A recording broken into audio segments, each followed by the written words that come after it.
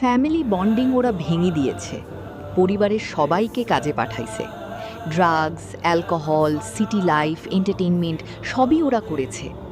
সবাইকে আলাদা আলাদা করে রিয়েল এস্টেটে ঢুকাইছে।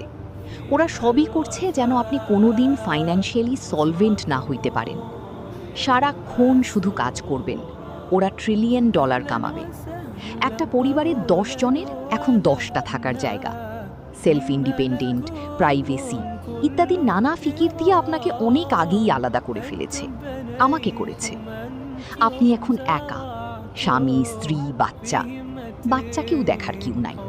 আপনি দিবেন ডে কেয়ারে। যে টাকা কমাবেন সেটার অর্ধেক চলে যাবে ডে কেয়ারে, আফটার স্কুল প্রোগ্রামে।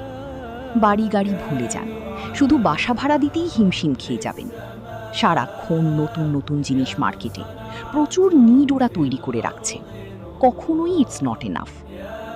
এই ক্যাপিটালিস্ট ফাইন্যান্সিয়াল সিস্টেমে 1-2% মানুষ যারা মেলা টাকা কামায় তারাই জিতে গেছে। আপনি শুধু হাঁ করে বসে থাকবেন এবং চিন্তা করবেন সুখটা অনেক আগেই ওরা নিয়ে নিয়েছে।